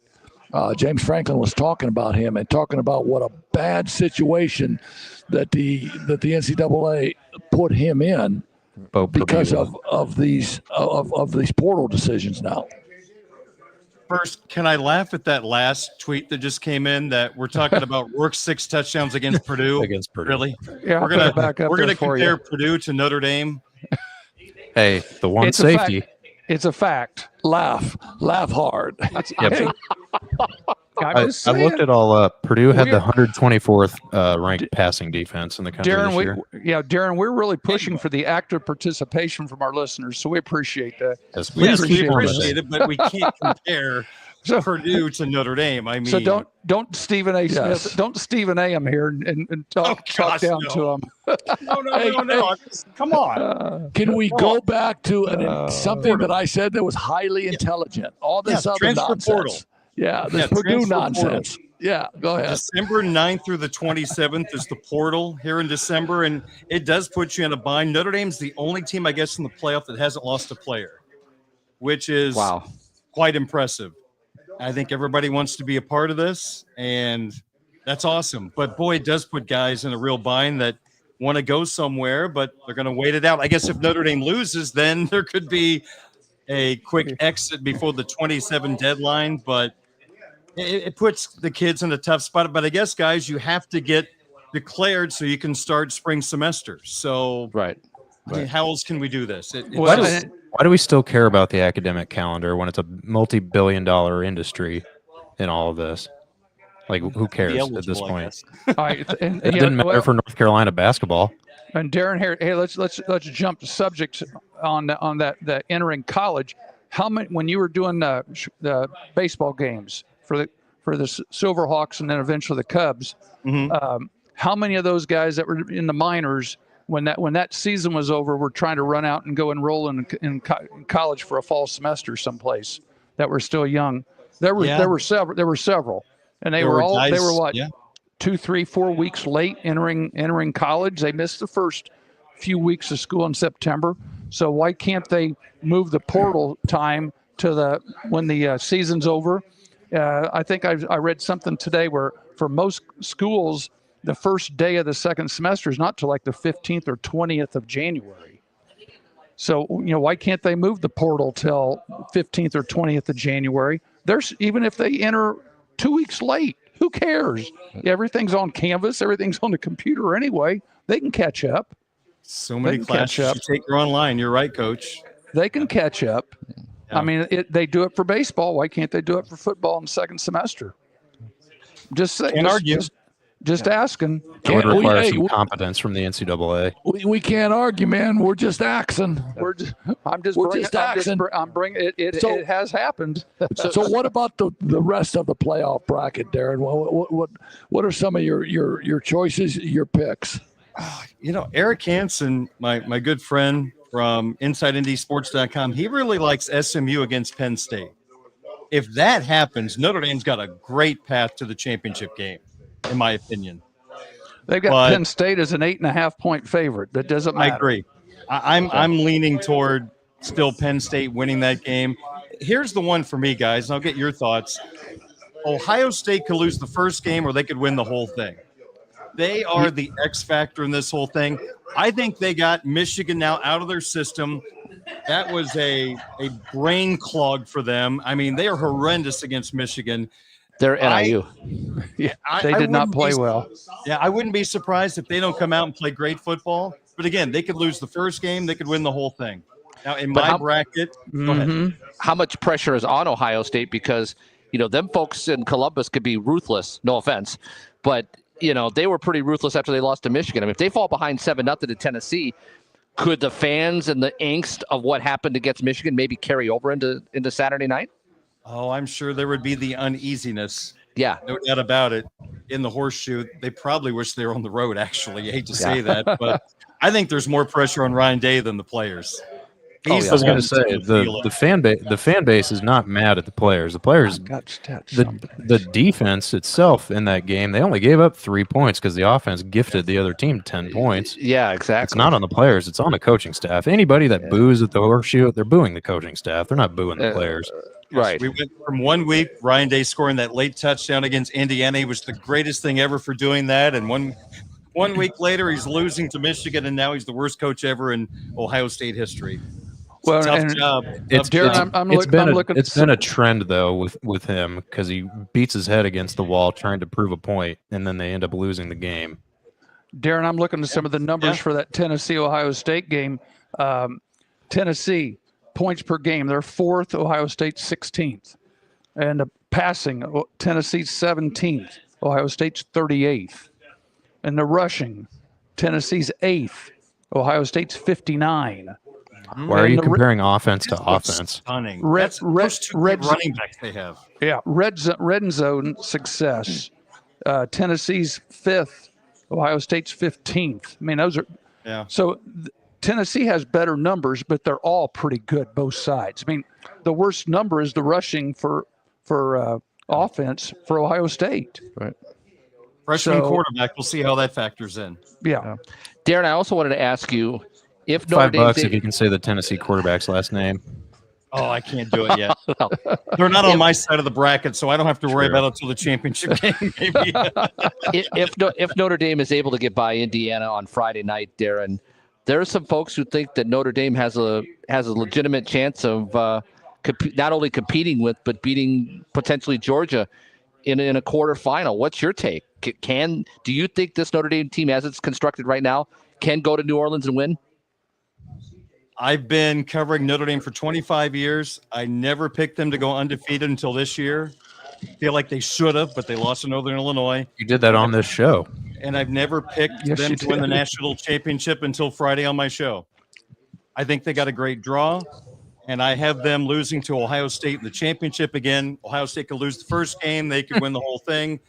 We'll see what happens. But, yeah, I've got Notre Dame winning the whole thing. I'm not a homer. I call it as I see it. I think they have a great draw. I think Georgia is extremely beatable. And I would rather be on the bottom part of the bracket than the top with Ohio State and Oregon and Texas. So I think Notre Dame has the capabilities because there's not an elite team out of the SEC this year. There isn't that dominant team. And I think it opens the door for, I think, 5 teams that have a chance to win the championship. Notre Dame's defense against Georgia's offense is going to be really, really interesting because Georgia's offense has been bad in stretches this year. And with Beck being out now for the playoffs, that's a big loss for them. I think Georgia's offense is better without him, though. Do you think so? Okay. Yeah. Some people do say, but with his running ability. And He had a good 3 quarters against, was it Texas last week, right? Yeah. I watched that game at the airport. Yeah, I think think Notre Dame's defense is just elite. I think those 2 tackles inside are men. And really 3 because Heinrich got some great play while Howard Cross was out. And you don't know what Howard Cross is going to be able to do. But then I think their speed on their defense will allow them to play versus SEC, programs. I mean, usually in the past when Notre Dame would play SEC, it was the speed of the SEC. Yep. I think Notre Dame's speed is phenomenal. Now people and Scott, for instance, is going to talk negatively about Riley Leonard As a passer. I think Riley Leonard just does enough to win games, and with a great running attack and his ability to run, I don't think that's a negative factor at all. What do you think? I think we can all agree he has come a long way since the start of the year. Yes, He agreed. the best way I can describe it, I'm not sure he was on the same page with offensive coordinator Mike Denbrock. I think a quarterback needs to understand why the coordinator calls things, and I don't think he understood why Mike was calling this and that. And they started having these sit-downs every morning, bagels and coffee and orange juice, talk life, talk football, and I think Riley got a better understanding of what Mike was expected from him. And I think Mike also learned what Riley does well and what he doesn't do well. And as the season went on, even though the competition level was not the greatest over the last 2 months of the season, I mean, I'll be the first to admit that, but he got better. He's not a deep ball thrower. He's not going to be able to win a game throwing the deep ball. And the Northern Illinois deep ball was a big mistake leading to the game-winning field goal by Northern Illinois. He's a dink and dunk, throw within 10 yards of the line of scrimmage guy. Now, at the end of the day, he's completing 66% of his passes. And again, a lot of those are very close to the line of scrimmage. So is Riley the greatest passer? Absolutely not. That is not his strength. But can I also add this? This is my opinion. I don't think he has the greatest group of wide receivers to work with. There's limited separation. We've seen Bo Collins with a lot of drops the last few weeks. Didn't have Mitchell Evans healthy most of the year. So even though Riley is not going to be a guy you can count on to throw it 35 times, if that's happening, it's not going to go well. But I also think, guys, he needs better help from his wide receivers. I don't think they have been what you need from an offense that's trying to win a national championship. And personally, place kicking and wide receiver play is my biggest concern for Notre Dame going into the postseason. Well, and that's where you use them as needed, and you've got two running backs back there. You just need enough of the passing game to give those running backs a place to run. Yeah, you got to get 8 guys out of the box. You can't let them stack the box. And when you start to see them putting 8 in the box, you just got to let a few fly and take what you're going to get. But and I think Mike Denbrock has just done a phenomenal job of coming in and like you said, developing the relationships and having kids understand why he's doing what he's doing. I mean, it's out there. He's a great offensive coordinator, right? Oh, there's no doubt. And I think the best way I can describe it, he has nursed the passing game. It's not a strength of the team. It's not going to win them a championship. It's got to be a piece. But I just wonder a team like Georgia that they're going to be able with their athletes to crowd the line of scrimmage, and they're going to probably force them to throw the ball over their heads. And I'm not sure how Notre Dame is going to be able to do that consistently. So a team like Georgia, even though their numbers defensively are not normal Georgia numbers from the last 5-6 years, but at the same time, I do worry in that game they're going to clog up the line of scrimmage, and that's going to make it a challenge for this Fighting Irish football team. But I'll say this, Georgia isn't Georgia. Don't look at the name and be like, oh, my God, I got to play Georgia. This isn't the same Georgia team the last few years. Guys, do you know they're 98th in rush offense? 98. Yeah. Wow. I mean, like 100, or they're going for 129 a game, and they're 36th in run defense, 35th in total defense, and they're only +1 in turnover margin. 19 turnovers created, 18 given up. That's not Georgia football. So, again, a lot of that had to do with Carson Beck. Carson Beck had a 3-week stretch, I think, where he threw 10 picks. Yeah. And he's been very loose with the ball this year. And Darren, one thing we really haven't mentioned, I really think that USC game was a big measuring stick for Notre Dame. You can easily call it a trap game, but we know USC was pretty good. And if you think about it, that was a very close game even early in the fourth quarter, where if you remember, Southern Cal was trying to go down and score, and I think it was going to make it within a touchdown or even a tie ball game. Yeah. They had a chance to tie it when all of a sudden they had the pick six and it goes 99 yards the other way. So instead of a tie game, now you're down 14. And now you come back and you do it again. Now you're down 21. So I think a lot was accomplished in that game because they had some late game situations even as early as the fourth quarter. I mean, it was crunch time, and that was a good challenge for them. I really think that Southern Cal game is going to go a long way helping them get ready for this weekend and maybe some more. And, Coach, there's no doubt teams have started to go after Christian Gray. They're staying away from freshman Leonard Moore.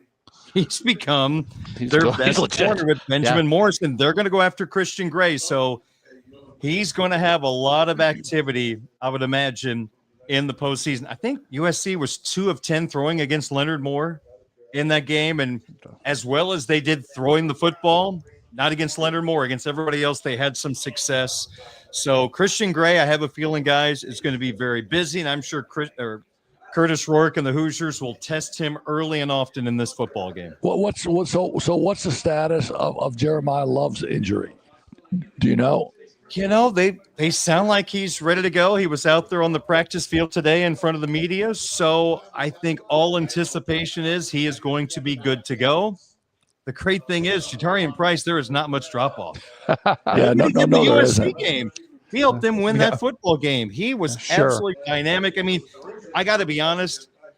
Every year you kind of look at the transfer portal and think who's going to leave and who's going to stay. You know, there were a couple of guys that didn't leave last year that I thought was going to, but near the top of my list this year is Price, just because he's so good. He could be a number one at 80% of the schools that play Power 4 football. I mean, he's that good, and he's going to be behind Jeremiah Love again next year. So I'm not trying to put out a rumor. I don't know anything about Jadarian Price or the situation. I'm just guessing if he wants to be a number one guy, he would have that opportunity without question in 2025. But he is a big piece of this offense. That will be a conversation. That injury.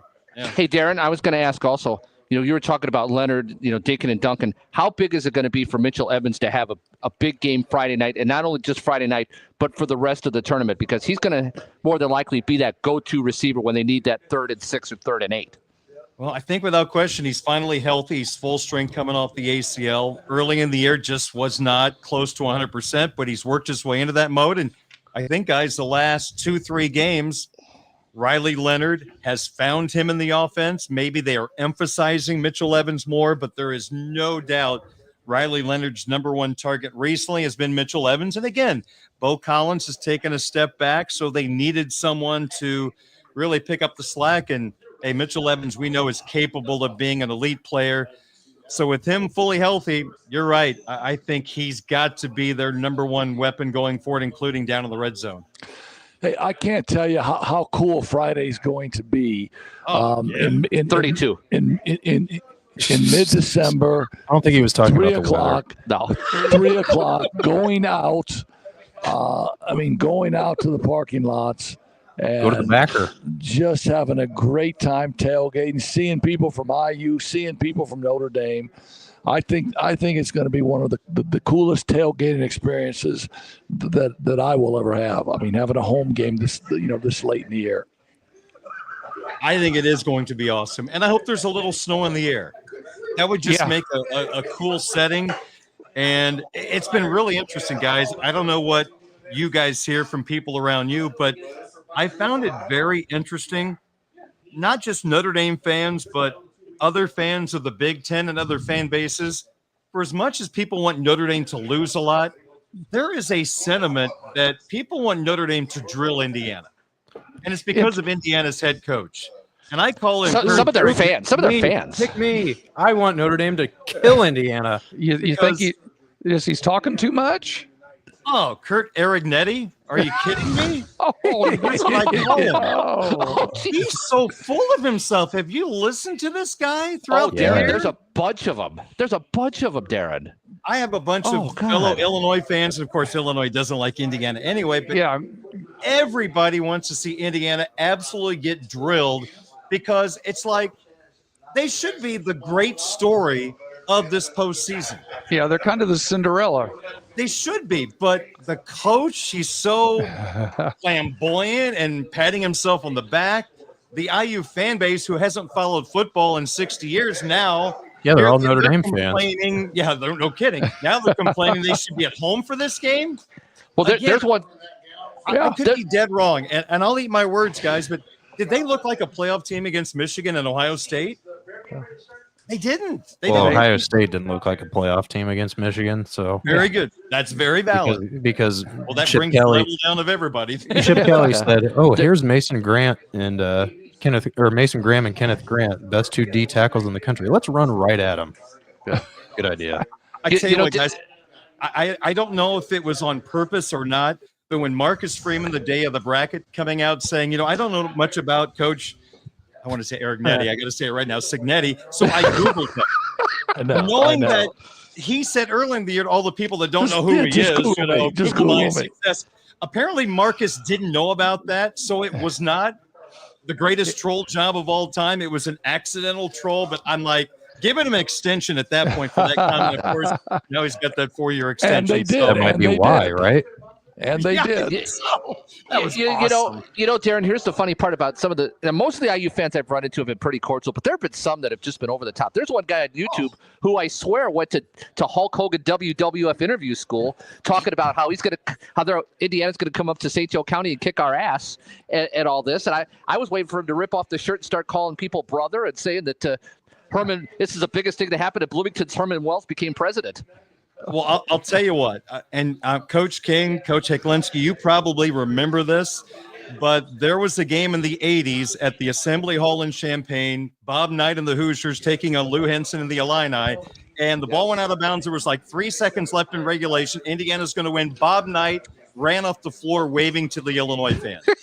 Lou Henson calls him a classic bully and tried to fight him in the hallway. But from that day forward, I have no use for Indiana in anything. I will root for any country, any team against Indiana. So I have a way of just sometimes on Twitter going a little too far because I've been calling Indiana a great soccer school, which has drove the Indiana fans nuts that I don't respect their basketball program. But they're not a blue blood anymore, right? They're not a blue blood. No, they've been replaced by After what we saw against Nebraska last week, no. So I thought, Grief, how can you call them a soccer school? Well, they are. They're great in soccer. That's their best program. They've won multiple national championships. So when you were in love with Illinois and Lou Henson was coaching them, did you talk much about the Lou do? Oh gosh, the greatest. He and Gene Katie. I mean, come on. That was classic. I think Lou Henson was great. Was the Lou dude? That's what we called him. Yeah. The Lou dude. All right. So I need two scores. I need two scores from you, Darren. I need what score is your brain telling you the score is going to be on Friday night? I've got 27-13 Notre Dame. All right. What's the score that your heart is telling you right now? 62-3, right? My heart. That was my professional. Tell us how you really feel, Scott. Tell us really how you feel. Wow, you're really trying to set me up. This poor guy sending us messages. He's killing me, right? He's probably screaming at his monitor right now. Who's this guy? It's good. I like my Hoosiers like that. That's all right. That's why we're here. Heart. Okay, how about could I change it to your pocketbook? How's that? I saw it went down to 7. I think it is kill that spread. I think it is. It's 7. It is 7. It's at 7.5. I think last I saw. Yeah. Well, it was. I know on the screen here a little bit ago it was 7. Okay, well that's more. I had it on just to see what the numbers were. But let me ask my you numbers guys at lunch. If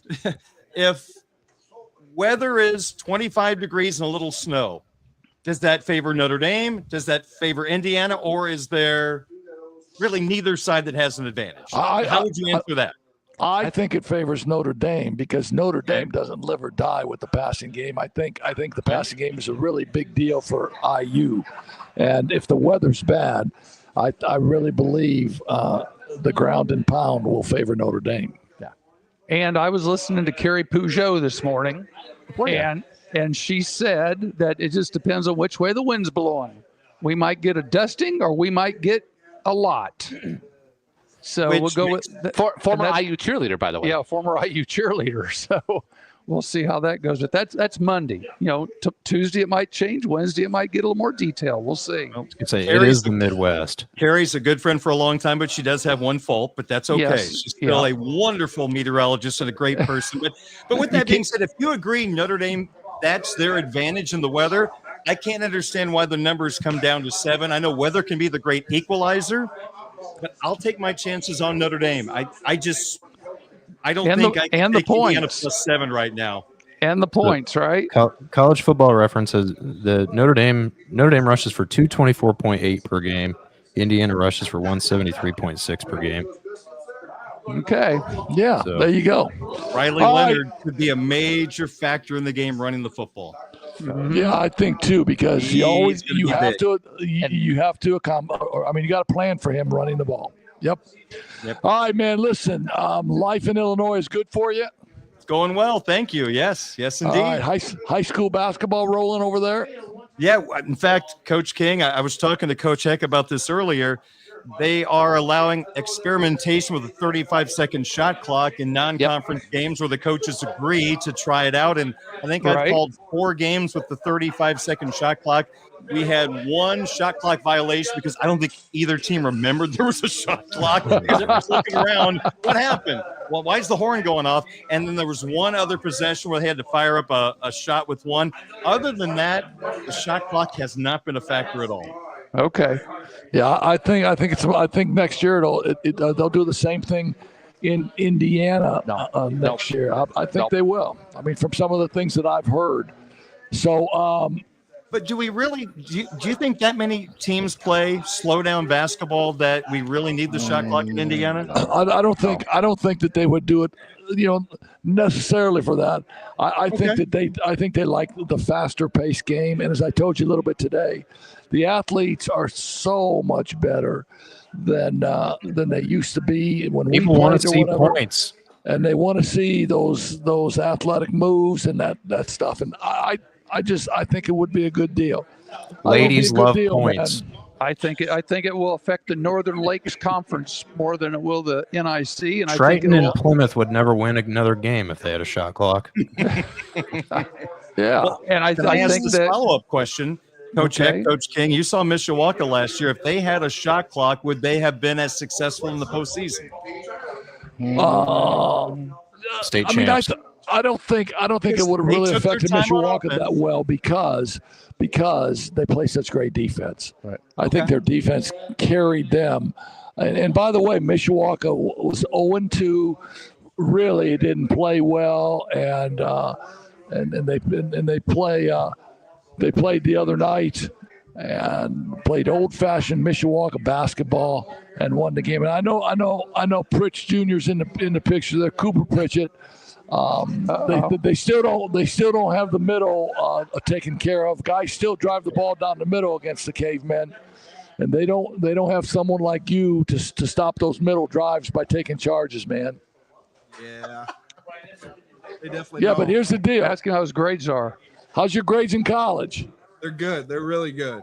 You're not on Academic Pro or anything? Oh no, they don't have to worry. They don't have to worry about me. Dean's List, baby. There you go. How's your hips from being on the floor all the time? Are they hurting yet? They're not hurting you. I'm still feeling They young. will be. They will be. His ears are still burning a little bit from his coach a couple of years ago, I think. They will be. I took 1 million charges, and getting up in the morning, man, I'm hurting everywhere, right? All right, Coop, man. How's your fall baseball going? It's going good. I had a really good fall, and I'm having a lot of fun. So Playing third base yeah, I'm playing third base, and and going football pretty and baseball is fun for you again. oh yeah, it's a lot of fun. I love that, man. I love that. All right, man. Keep doing it, Coop. Yep, good to see you. Good to see you, man. Hey, Darren, thanks so much for taking a minute out of your day.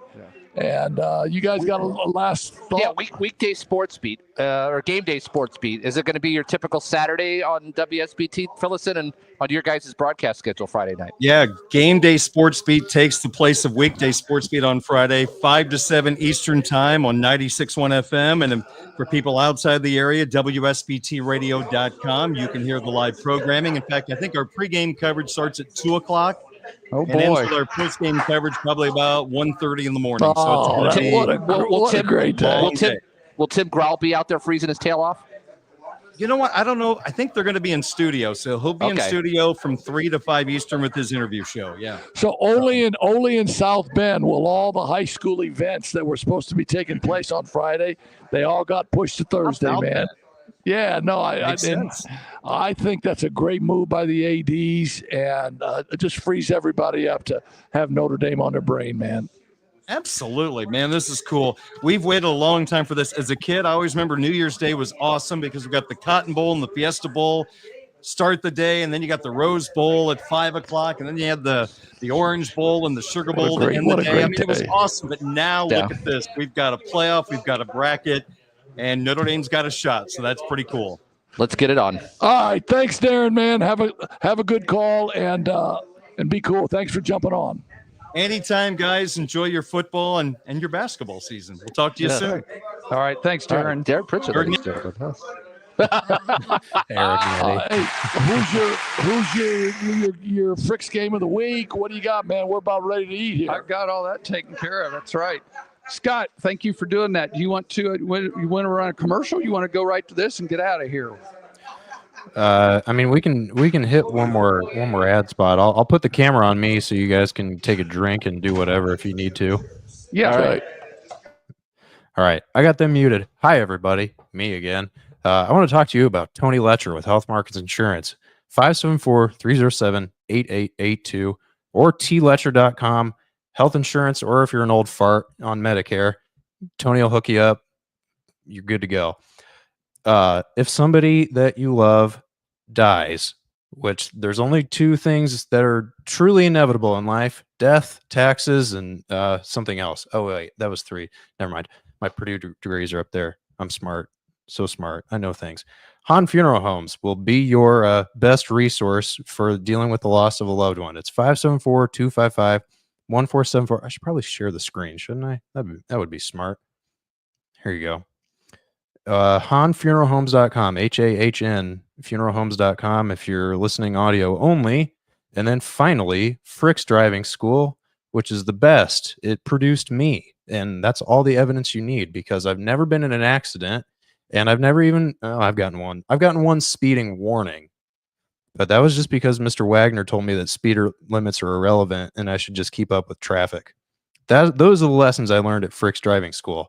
So if you're in the market to get your driver's license in Indiana, which for some reason we call an operator's license, which doesn't make any sense, but I guess you're operating a vehicle, whatever. fricksdrivered.com or call the phone number there on the screen, 574-256-0650. And maybe you can drive with the guy in the middle there. He'll not touch the emergency brake. Maybe, I don't know. But anyway, and the Black Sedan Band. I didn't put any music on yet because I think my voice is just so good that it's just me. So blacksedanband.com or check them out on YouTube. They do travel. So if you need some good tunes, hit them up. And now back to the people that really matter. We are back. Hey, let's just put my little car across here and show me the Frick's Driving School. You got 2 minutes, man. I'm smelling food. I can 2 minutes.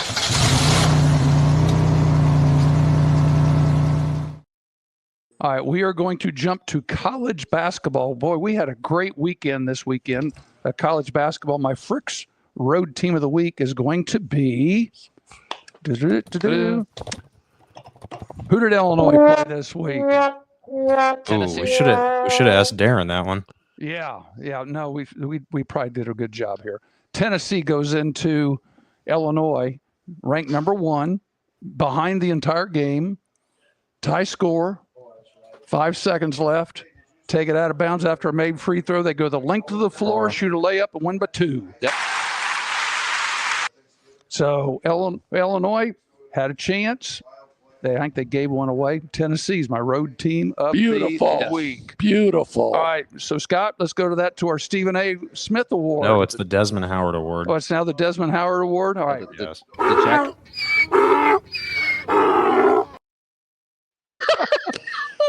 What do you got? Thank heavens it's the end of the show. We have 2 candidates this week, and they're not sitting here in front of us this week. Oh. But let's go to the pro football. We mentioned one of them earlier. Our dear beloved Indianapolis Colts had a chance to win a ball game this weekend, but one of the running backs drops the ball about the half-yard line going into the end zone. Jonathan Taylor, man. And ends up with a touchback. I still can't believe professional athletes are doing this. So instead, it was 13-10. Instead of it being 20-10, it's still 13-10. And I believe they run off 24 straight points in Denver. There you go. And the Colts end up losing by 3 touchdowns. Fire them. Cut them. Let me ask you a question. For our resident Bears fan, and for Q, who is watching, leave a comment, Q. Who's been worse in the last 10 years, the Colts or the Bears? Oh, the Bears. I'm not answering that because, and don't even tell me what the score of the Bears game is because I got it taped at the crib. Stop. Don't even tell me. All right. You don't want to know. I don't want to know. All right. My other candidate, you guys that watched the Bengals game, they did the same thing. Yes. They had a player, and I can't remember his name, and I don't even care at this point. Dropped the ball at the half-yard line, rolls out of the end zone, touchback. Yep. So we have 2, and these are pro football players doing this. Yes. Yeah, this is nuts. Yeah. So, hey, listen, great show. I'm finished. Score predictions. You guys are the best. Oh, yeah. 34-17, Irish. What do you got, Big Smooth? I don't think it's going to be that much. I'm going to say 28-10. All right, cool. I'm going 24-14. Cool. Okay. All right, Big Smooth. All right. What'd you say, Big Smooth? What you got, Scott? Big Smooth said 28-10. 28-10. 28-10. Big C called you Big Why? Smooth. I have no idea. Heck, what was your score? I can't write that fast. 24-14. Oh, we need to talk about our schedule here for the next couple weeks. We got a couple weeks off here. We'll be back on Thursday. We are going to Thursdays, so we will post that. Starting in January, we're gonna go Thursday nights live, and we're looking at the possibility, maybe even going as early as January 2nd is the first one.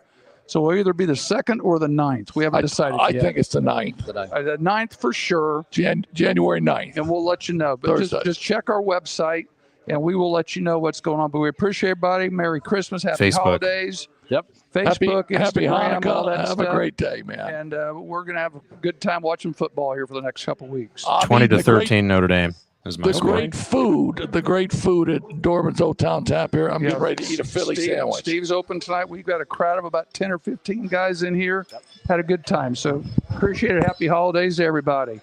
Adios. Feliz Navidad. Boy, they show my knocking.